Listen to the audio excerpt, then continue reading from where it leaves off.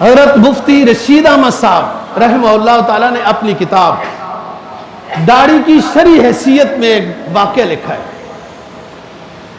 کہ کچھ لوگ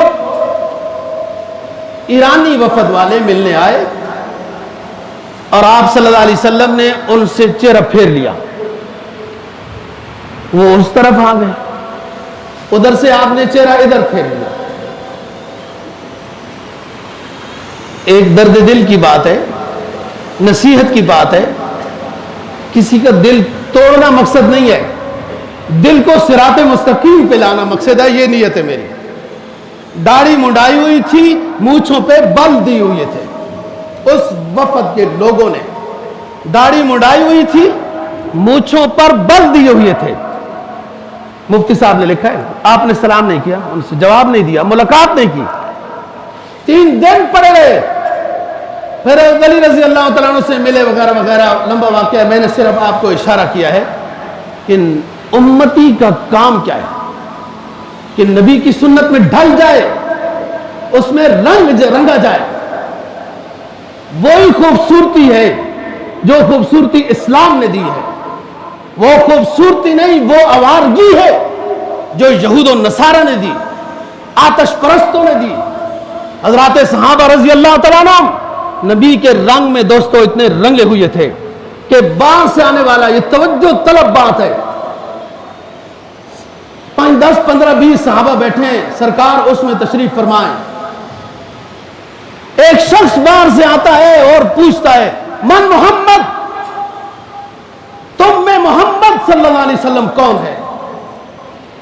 میں ایک دعوت دیتا ہوں سوچنے کی کہ یار باہر سے کوئی آئے تو اس کو امام مسجد پوچھنے کی ضرورت ہے, خود ہی سمجھ آ جائے گا. اور باہر سے کوئی آیا یار, اس کو امام الانبیاء کے بارے میں پوچھنے کی ضرورت پیش آ گئی. کیوں پوچھنے کی ضرورت پیش آ گئی؟ اس لیے کہ ہر صحابی نبی کی سنت میں اتنا رنگا ہوا تھا کہ بادی نظر میں باہر سے آنے والا شخص پہلی نظر میں نہیں وہ جانچ پڑتال کر سکتا تھا کہ ان میں سے پیغمبر کون ہے. وہ سارے اسی طرح پگڑی, اسی طرح زلفیں, اسی طرح داڑھی, نورانی چہرے.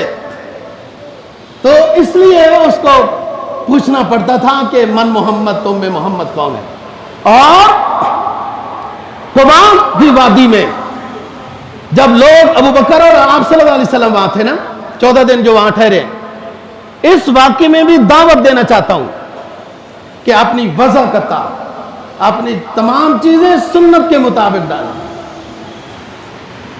اور ایک شخص علامہ ہے, پتہ نہیں یہ کون ہے, اس نے بڑی اچھی بات کہی ہے. فرمایا تیرے غلاموں میں بھی نمایاں دو تیرا عکس کرم نہ ہوتا, تیرے غلاموں میں بھی جو نمایاں تیرا عکس کرم نہ ہوتا, تو تجھے بارگاہ ازل سے خطاب خیر الامم نہ ہوتا.